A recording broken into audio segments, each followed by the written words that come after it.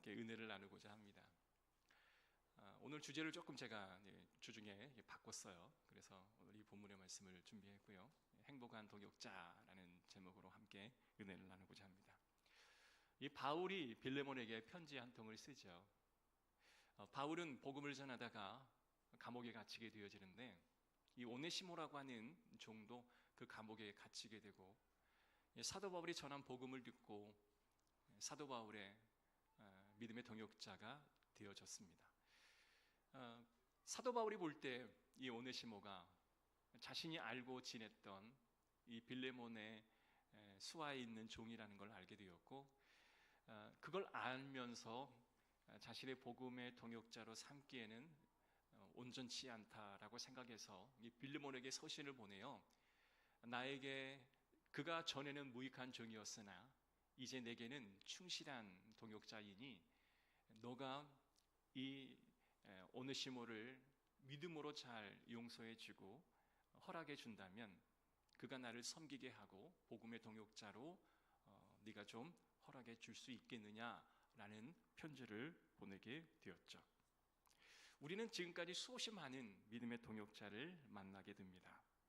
이 동역자를 만났을 때 나는 그들과 어떠한 관계를 맺고 동역을 해왔는지를 한번 살펴보셨으면 좋겠습니다. 내가 지금까지 주위의 성도들과 동역의 관계를 잘 맺었다면 너무 하나님의 은혜에 감사한 거고요. 혹여나 동역의 어려움을 경험하신다고 한다면 오늘 이 말씀이 큰 도전이 되는 말씀이 될 줄로 믿습니다. 바울이 어떻게 동역을 요청했으며 어떤 동역의 관계를 유지하고 있는지 이 사도 바울의 마음을 우리가 좀 엿볼 수 있다면 오늘을 살아가는 저와 여러분도 적지 않은 많은 은혜가 될 줄로 믿습니다. 이 사도 바울은 첫 번째로 사랑으로 요청된 동역의 관계를 원하였습니다.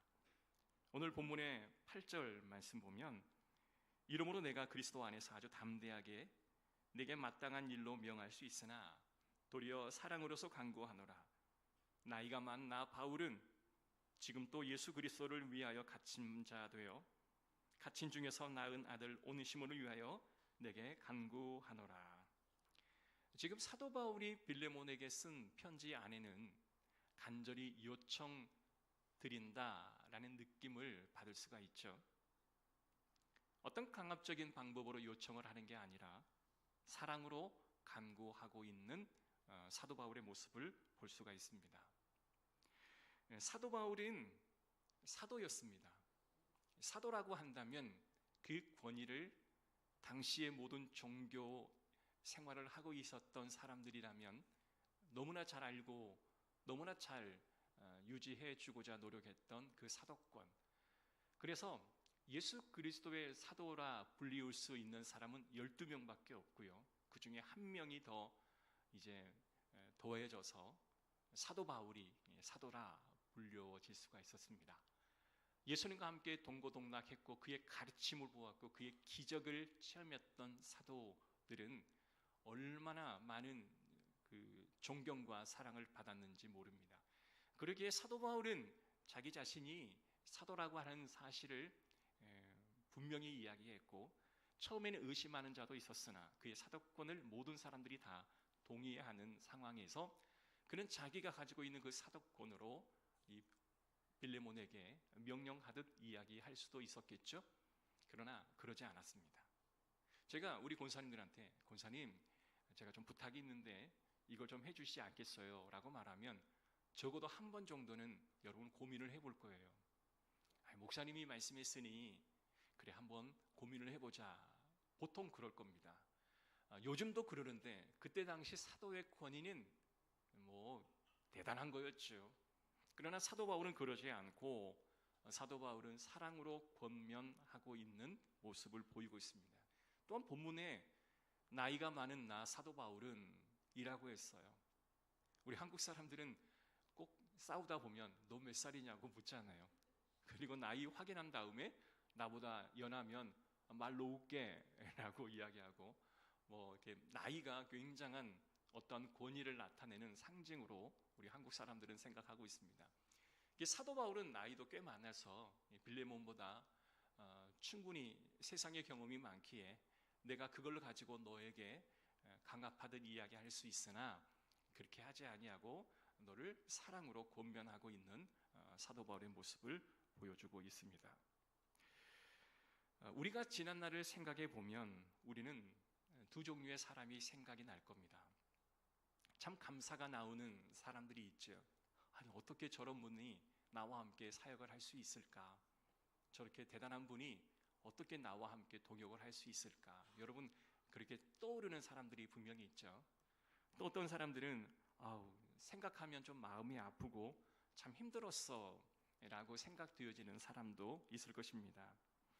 바울이 빌레몬에게 어떻게 동역을 요청했는지 배우게 되면 우리는 직위가 높다 할지라도, 내가 나이가 많다 할지라도 어떤 강압적인 방법으로 밀어붙이기보다는 이 사랑의 요청의 방법을 배우게 될 것입니다. 오늘날 목양을 하다 보면 어떠한 일을 하기 위해, 어떤 사역을 이뤄놓기 위해 때론 목사가 좀 강압적으로 지시할 때도 있죠. 나를 따르라! 여러분, 나를 따라 주십시오. 이렇게 이야기하면 왠지 좀 강압적인 방법이 될 수도 있지만 웬만하면 그래 성도들이 잘 따라주는 여러분들이라 너무나 감사하죠. 1차적으로 성도들이 나에게 어떠한 대상인가, 나는 늘 스스로를 묻습니다. 그래, 성도는 나에게 어떠한 대상일까? 답은 사랑의 대상이에요. 양들을 사랑하고 그 양들을 아끼는 마음은 예나 지금이나 변함이 없습니다. 우리가 동역할 때에 강압적인 방법으로 하는 동역이 아니라 이 사랑으로 아름다운 관계에서 이 요청하는 이 동역이야말로 아름다운 동역의 관계일 줄로 믿습니다. 하나님은 예수님과 성령님과 함께 동역할 때 마태복음 3장 16절 17절의 말씀 보면 이러한 내용이 있어요. 예수께서 세례를 받으시고 곧 물에서 올라오실새 하늘이 열리고 하나님의 성령이 비둘기같이 내려 자기 위에 임하심을 보시더니 하늘로부터 소리가 있어 말씀하시되 이는 내 사랑하는 아들이요 내 기뻐하는 자라 하시니라. 예수님이 공생애를 시작하십니다. 예수님의 공생애를 시작하신다라고 하는 의미는 예수님이 십자가에 달려 이제 죽으실 날이 얼마 남지 않았다라는 것을 의미하죠.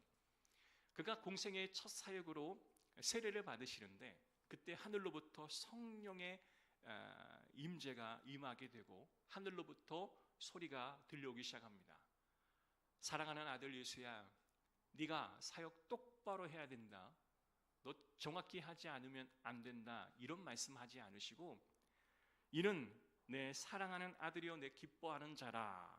하나님 아버지는 그의 아들 예수 그리스도의 그 모습 위에 이렇게 함께 동역을 사랑으로 하시는 모습을 우리가 보게 되죠. 우리가 신앙생활 하다가 힘든 이유는 뭐냐면 동역을 하는데 사랑으로 요청하는 관계가 아닌 강압에 의해서 요청을 하게 될 때 그게 힘든 이유가 되어지는 것입니다. 교회가 시간이 흘러도 성도와의 또한 목회자와의 관계, 또 성도와 성도와의 관계가 본문처럼 사랑의 요청으로 사랑 안에서 강구되어진다면 어려울 일은 하나도 없다라는 거예요. 신앙생활이 너무 기쁘죠. 행복하고 기쁠 것입니다. 요한계시록 3장 20절에 보면 볼지어다 내가 문 밖에 서서 두드리노니 누구든지 내 음성을 듣고 문을 열면 내가 그에게로 들어가 그와 더불어 먹고 그는 나와 더불어 먹으리라. 라우디게 교회에 향한 하나님의 음성이에요. 라우디게 교회가 하나님의 뜻대로 살지 않아 하나님의 징계를 받을 수밖에 없는 상황에 놓여졌을 때에 하나님께서 그렇게 말씀합니다. 내가 너의 문 밖에 서서 문을 두드릴게. 네가 문을 열고 나오면 나는 너로 들어가 함께 더불어 먹고 너는 나와 함께 더불어 먹으리라. 하나님조차도 백성들의 죄악 앞에서 밖에서 문을 두드리는 모습을 보여주고 있는 것이죠. 여러분, 세상에서는 마음을 얻지 않아도 얼마든지 모든 일을 할 수가 있습니다. 직장에서는 상사의 권위로 얼마든지 일을 해낼 수가 있죠. 그래서 직장을 얼마 버티지 못하고 나오는 경우들이 꽤 많죠. 우리가 자동차를 여러분 운전하고 다 교회로 오셨을 거예요. 근데 자동차를 딱 올라타서 야 자동차야 좀 잘 좀 부탁한다. 내가 지금 키를 꽂고 내가 시동을 걸 텐데 내가 좀 성미가 급하니까 내가 세게 걸 거야. 너 상처받지 말어. 알았지? 두루릉 하고 오는데 야 너 화난다고 벽에다 부딪히면 안 된다. 이렇게 말하는 사람이 있나요? 없죠. 그냥 관계없이 그냥 운전하고 우리 평소의 습관대로 50km로 오신 분, 100km로 오신 분, 30km로 오신 분, 그렇게 오게 됩니다. 세상에서는 마음을 얻지 않고도 충분히 많은 일들을 해낼 수가 있어요. 여러분 결혼을 할 때 어떠셨습니까? 먼저 마음을 얻는 게 굉장히 중요하죠. 결혼을 했다라고 하는 것은 그 남자의 마음을 얻었기 때문에 가능한 거예요. 그 여자의 마음을 얻었기 때문에 가능한 겁니다. 무수히 많은 남자들은 여자의 마음을 얻으려고 아주 많은 일들을 하게 되죠. 그래서 이 사람이 세상에서 나를 제일 사랑하는 것 같아 라는 확신이 들면 이제 결혼을 허락하죠. 결혼은 두 사람과의 관계가 성립이 되어지는 첫 시작점인데 서로가 서로를 사랑한다라고 하는 그런 시작이 선언되었기 때문에 할 수 있는 게 이 결혼이 아니겠습니까? 근데 사랑이 전제되지 아니하고 야, 이 남자와 결혼하면 우리 집이 그냥 잘 살 것 같아. 내가 어릴 때부터 너무나 못 살았는데 이 남자와 결혼하면 내 인생이 달라질 것 같아 라고 결혼하다 보면 많이 실패하는 이 가족들을 보게 됩니다. 여러분 사람의 마음의 문을 여는 건 굉장히 중요하고도 또한 소중한 일들이죠. 여러분 아브라함 시대부터 하나님께서는 우리에게 많은 언약을 주셨습니다. 그런데 아브라함 때에는요 실제로 어느 한 거리를 가려 해도 수개월, 수년이 걸릴 수도 있습니다. 지금은 너무나 잘 교통이 발달되어서 어느 한 지점까지 먼 거리라 할지라도 다 일 생활권이죠. 그런데 그때는 아브람과 사라가 이삭을 잉태를 하고 10달을 보내었는데 지금은 너무 시대가 빨라서 5G 시대니까 한 3개월 만에 5개월 만에 아이를 잉태하고 낳을 수는 없는 거죠. 가장 소중한 것은 과거나 지금이나 똑같은 시간이 걸린다라는 거예요. 사람의 마음을 얻는 것도 단시간에 되어지지 않습니다. 아주 오랜 시간을 소요가 되어지는 거죠. 그래서 내가 몇 번의 어떤 행동으로 인해서 내가 저 사람의 마음을 사겠다, 이건 불가능한 이야기입니다. 사람들은 쉽게 마음을 주지 않죠. 행복했던 기억도 있고 또 좋지 않았던 기억들이 다 통합되어져서 저 사람은 믿을만해 라는 최종적인 판단을 내릴 수가 있는 것입니다. 이렇듯 사람의 마음을 얻는 건 쉬운 일이 아니라는 것입니다. 우리가 워낙 빠르게 살다 보니까 요즘 우리 장로님이 기도 시간에 언급하셨던 것처럼 사람이 사람을 죽이는 일까지 발생하지 않습니까? 어느 날 생각해 보니 나는 가족도 좋지 않고 배움도 썩 좋지 않고 세상 사람들이 나를 좋아하지 않는 것 같아. 그래서 그냥 방 안에서 홀로 살아왔는데 어느 날 생각해 보니 너무 불행해 보이는 거예요. 근데 지나가는 사람들을 표정을 보니 너무 행복해 보이는 거예요. 키도 크고 멋지게 생겼고 옷도 잘 입고. 그래서 사람을 사야 하는 것이 시간이 필요하다라고 하는 것을 모르고 그냥 마음에 그 욱하는 마음으로 사람을 죽이는 그런 일들까지 자행하게 되어지는 상황을 경험하게 됩니다. 여러분 인간관계는 사랑으로 해야 합니다. 사랑이 아닌 그 어떠한 방법도 인간의 관계를 형성할 수가 없죠. 동역도 사랑으로 해야 합니다. 바울이 빌레몬보다 훨씬 권위가 있고 연장자이긴 하지만 그걸로 누르지를 않았어요. 오히려 사랑으로 간곡하게 부탁한 것입니다. 고린도전서 13장의 말씀 보면 사랑의 장이라 우리가 잘 알고 있죠. 사랑이 없으면 능력도 지식도 심지어 믿음도 소용없다라고 말할 만큼 내 몸을 불사르게 내어주는 구제를 할지라도 사랑이 없으면 의미가 없다라고 말씀을 하고 있습니다. 그리고 고린도전서 16장 14절은 너희 모든 일에 사랑으로 행하라 라고 그 사랑을 완결을 짓고 있는 모습을 보게 됩니다.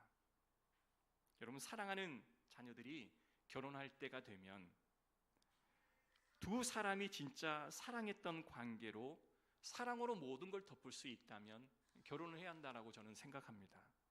근데 사랑하고 있고 사랑받고 있고 이 사랑으로 모든 걸 이겨낼 수 있겠다 확신이 들면 결혼을 해야 되는 게 아니겠습니까? 자, 그런데요, 일단 결혼을 했으니 모든 게 끝난 건 아니에요. 결혼을 해도 우리의 사랑의 관계를 조율을 해야 됩니다. 우리 옆에가 피아노 학원이잖아요. 피아노 학원에 가끔씩 낯선 남자가 아침에 올라와요. 그분은 누구냐면 조율하시는 분이에요. 우리는 피아노가 2대이기 때문에 뭐 한 대 조율해봐야 뭐 7만 원 정도 되니 한 14만 원이면 되는데, 여긴 피아노가 많잖아요. 얼마나 많은 돈이 들어가는지 모릅니다. 얼마나 내세요 그랬더니 한 대당 한 7만 원 정도 된대요. 그러면 10대면 70만 원이잖아요. 그걸 한단 말이에요. 왜 할까요? 70만 원 아낄 수 있잖아요. 그러나 조율이 안 된 피아노는요, 차라리 치지 않는 것만 못합니다. 정성 집사님, 우리 기타 치잖아요. 항상 기타 치기 전에 제일 먼저 하는 건 음을 맞추고 조율을 하는 걸 먼저 합니다. 조율하지 않는 기타는 차라리 치지 않는 것만 못합니다. 우리 인간도 조율을 해야 합니다. 내가 하나님의 부르심으로 태어나긴 태어났어도 이걸 조율하지 아니하면 이상한 화음이 일어나게 되어지는 거예요. 그래서 우리는 이렇게 생각했으면 좋겠습니다. 나는 지금 혹시 이상한 소리를 내고 있지는 않는지, 그래서 나는 조율을 해야 되는 존재이다 라고 생각을 하신다면 정말 좋겠습니다. 저도 내 스스로를 조율하는 작업을 꽤 많이 하려 합니다. 그래서 때로는 이게 사람들에게 좀 자극하는 단어가 될 수 있다고 한다면 스스로를 조율을 하죠. 때로는 내 스스로 깨닫는 경우도 있지만 다른 사람의 도움으로 깨닫는 경우도 있고, 내가 보지 못하고 다른 사람도 보지 못하는 그 영역 같으면 하나님께서 은혜로, 성령의 은혜로 나를 조율시켜주는 영역도 분명히 있습니다. 때론 꿈을 통해서 나를 조율하기도 하고요. 여러 가지 방식으로 나를 조율합니다. 얼마나 그게 감사한지 모르겠습니다.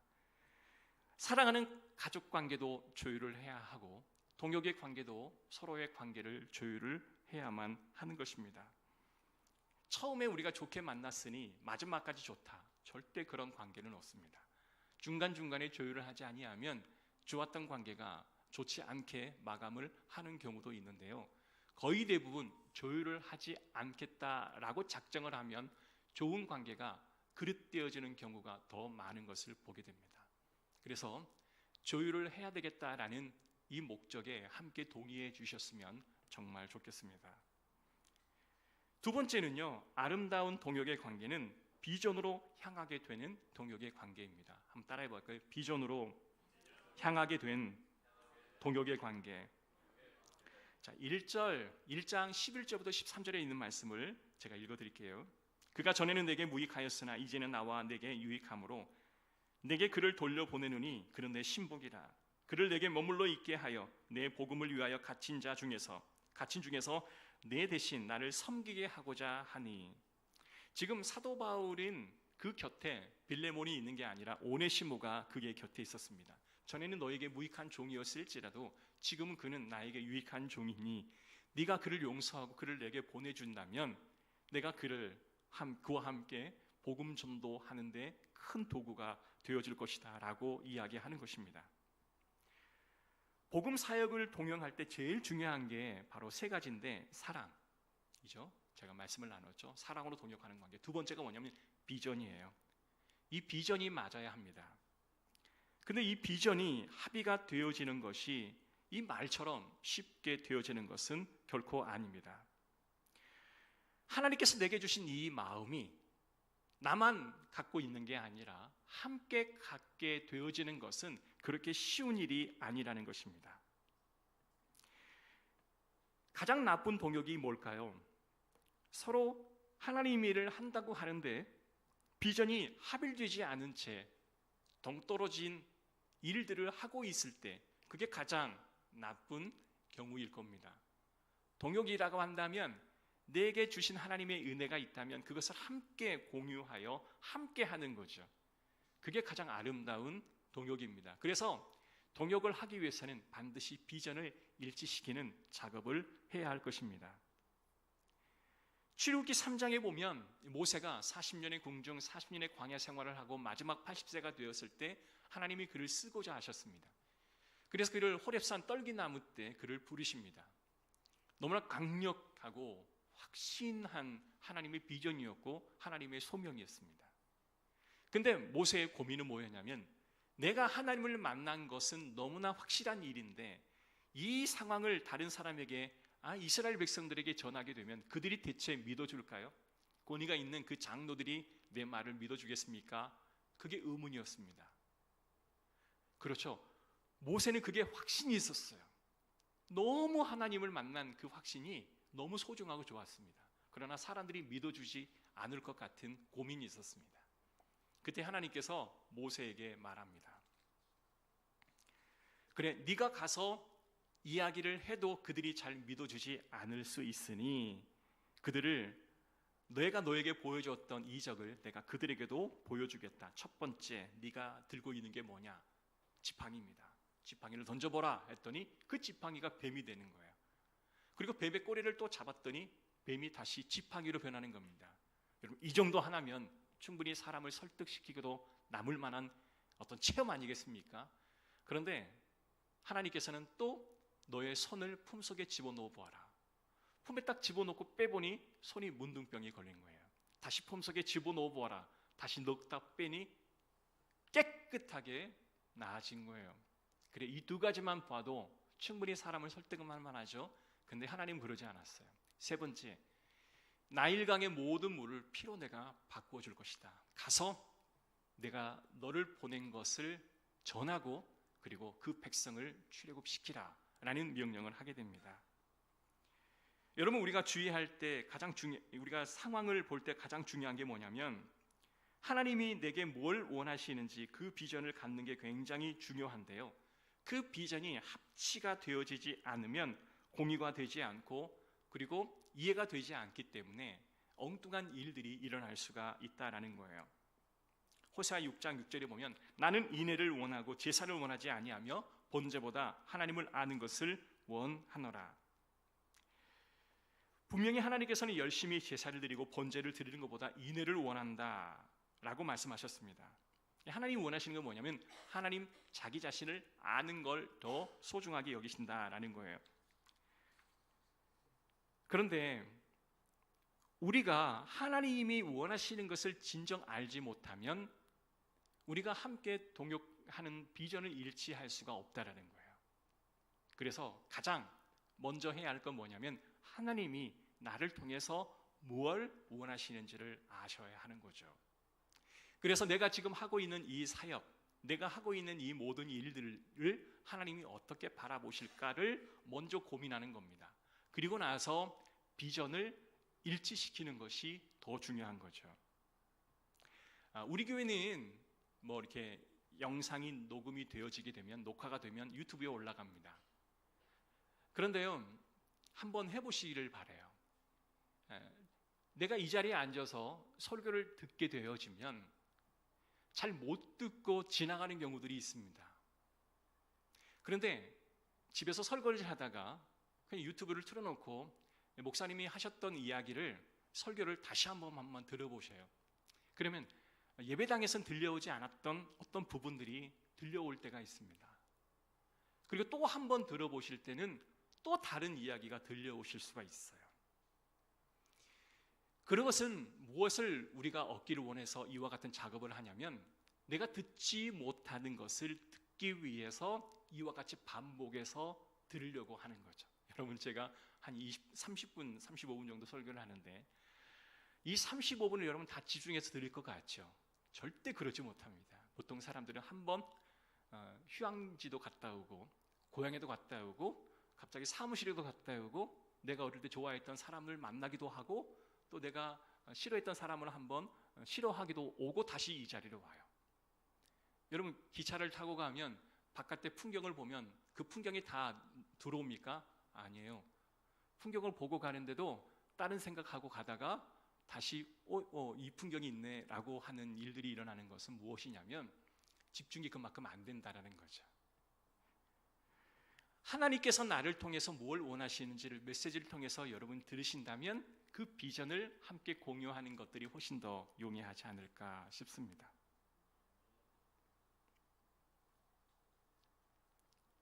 주님께서 어부였던 제자들을 부르실 때 형제였던 베드로, 안드레 그리고 시몬들을 이렇게 부르십니다. 그때 예수님께서 이렇게 말씀하십니다. 야, 너 나 따라올래? 네가 나 따라오면 내가 그물, 그냥 아크릴로 만든 최신형의 그물을 내가 너에게 선물로 줄게. 나 따라올래? 아니, 야, 그물도 소용없다. 내가 배 한 척씩 너에게 줄게. 따라올래? 예수님 그리 말씀하지 않으셨어요. 예수님 하셨던 건 뭐냐면 내가 너로 하여금 사람을 낚는 어부가 되게 하리라. 아니, 고기를 낚았던 이 베드로에게 갑자기 사람을 낚는다는, 그러니까 그가 너무나 듣기 편리한 비유를 통해서 야, 내가 사람을 낚을 수 있다고? 내가 예수님의 복음을 전할 수 있는 그런 전도자가 될 수 있다고? 그 말에 가슴에 확 은혜가 다가와서 그는 그물을 버려두고 예수를 쫓았습니다. 그 한마디에 사람을 낚는 어부가 되게 하리라.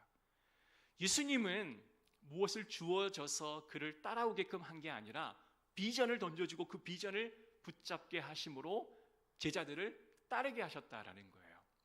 우리가 사람들과 동역하자면 하나님 주신 그 비전을 함께 나누고 그것을 공유할 수 있는 그런 작업이 굉장히 필요할 거라 믿어집니다. 사랑하는 성도 여러분, 그래서 목사가 비전을 잘 공유할 수 있도록 여러분 기도해 주시기를 부탁드리겠습니다.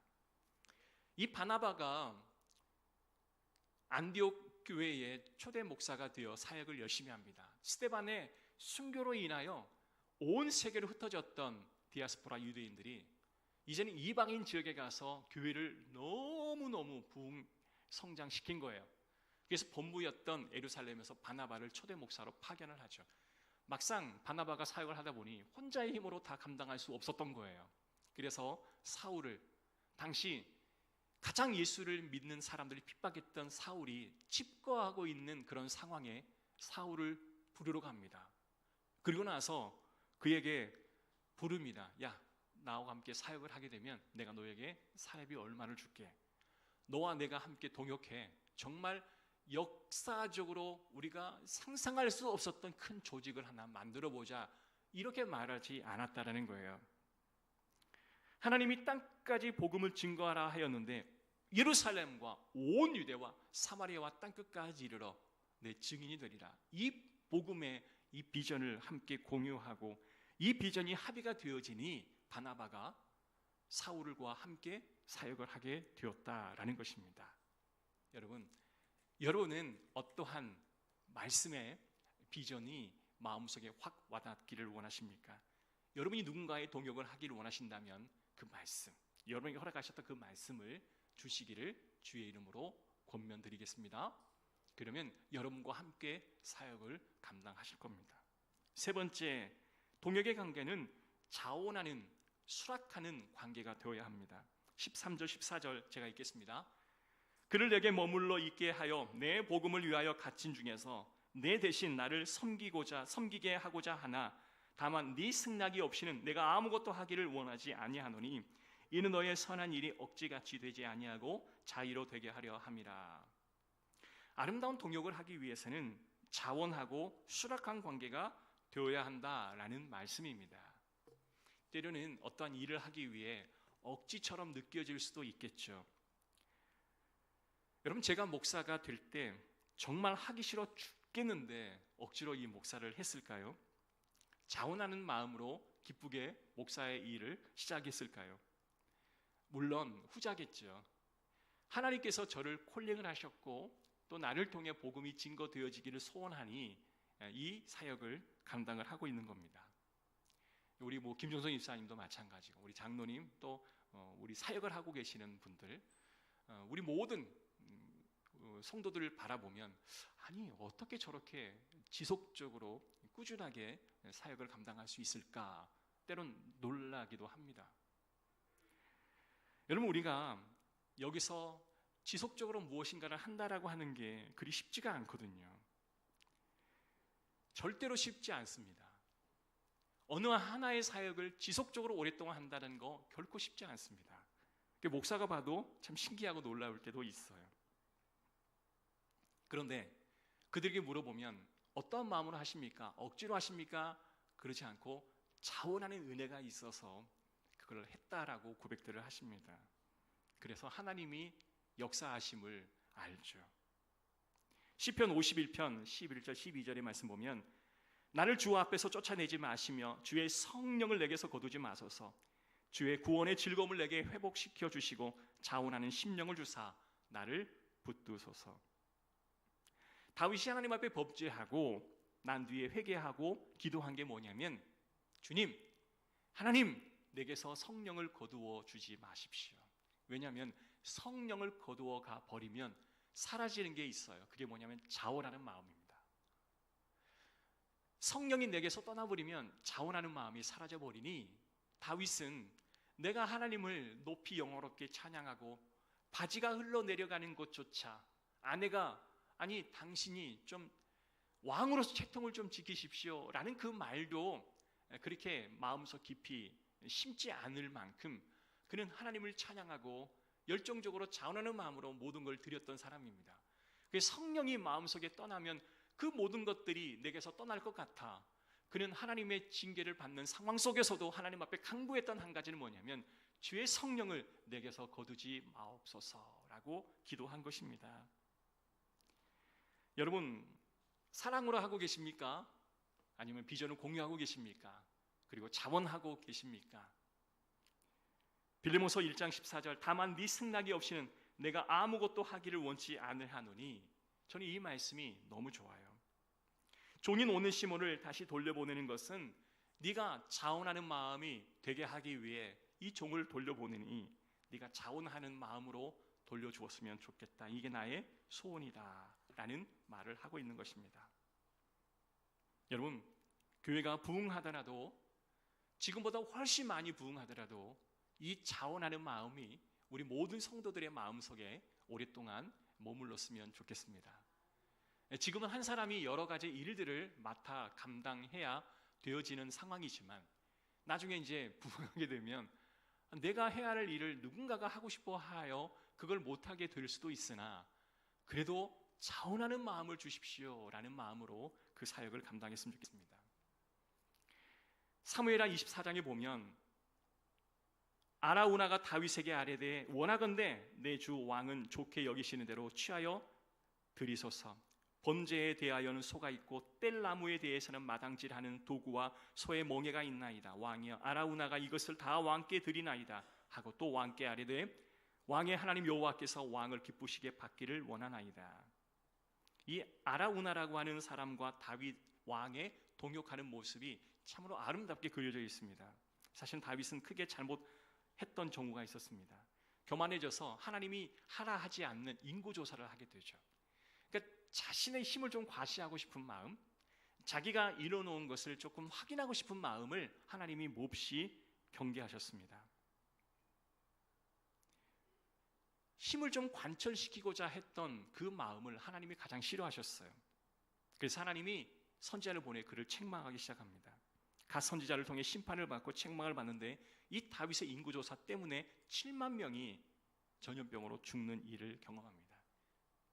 그래서 다윗은 그래 오직 여호와 하나님이 일을 하시도록 내 힘을 관철시켜서는 안 된다라는 생각을 하게 됩니다. 그때 그에게 어떠한 현상이 일어나게 되냐면 아라우나가 자기에게 소유된 많은 소와 그리고 번제에 쓸 모든 땔감과 그 땔감을 패줄 많은 종들이 있어서 왕이여 원하시는 만큼 이걸 다 가져다가 왕이시여 하나님께 번제를 드리십시오라고 다 허락해 줍니다.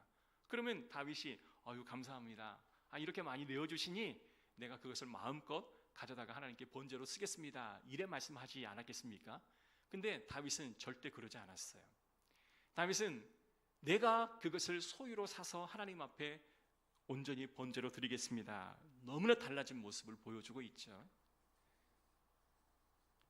어느 날 남편과 아내가 함께 살 때 남편이 힘들게 일을 하고 왔습니다. 근데 아내가 여보 딱 들어온 동시에 여보 그 현관에 있는 음식물 쓰레기 좀 버리고 와. 아니 여보 나 신발도 안 벗어. 아니 벗으면 못해.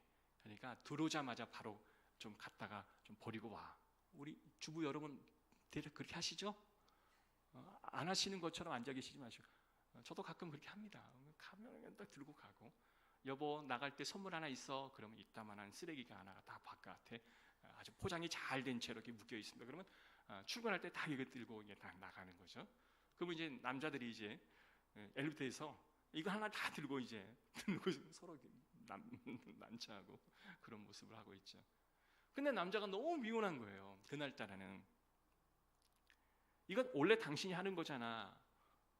왜 내게 시켜? 이렇게 말하게 되면 서로 간에 문제가 되죠. 당신이 너무 힘들 텐데 그래 이 일을 내가 맡겨줘서 내가 고마워. 내가 이걸 할게. 이건 내가 할게. 알지? 당신은 가만히 있어. 내가 이거 할게. 그러면 좋잖아요. 그래서 가정 일도 자원하게 만드는 게 상수인 것 같아요. 고수인 것 같아요. 우리 아내 여러분, 남편을 자원하게 만드는 게 고수인 것 같습니다. 저도 성도들로 하여금 자원하게 만드는 게 고수인데 아직 고수까지는 안 되는 것 같고 한참 모자란 것 같아요. 오늘 저는 세 가지를 나누었습니다. 사랑으로 동역하고, 비전을 공유하고, 그 다음에 자원하게끔 만드는 것, 그것이 바로 행복한 동역이 아닐까 싶어요. 행복한 동역합시다. 그리고 다음 주에 사역위원회를 만나서 어제도 그런 이야기 했는데요, 우리 찬양대가 다시 회복되었으면 좋겠습니다. 우리 어떤 집사님이 해서 저 목사님 같이 회의도 하셔서 또 같이 한번 해봅시다. 그럼 좋습니다. 그래서 우리 찬양대가 다시 회복될 수 있도록 함께 회의를 해봅시다. 이렇게 이야기 나누고, 오늘 너무 잘 모였어요. 뭐 다들 우리 장로님들 오늘 너무 잘 모였어요. 막 그러고 돌아가셨습니다. 그리고 저도 많이 기뻤습니다. 기도하겠습니다. 하나님 감사합니다. 우리 가운데 아름다운 동역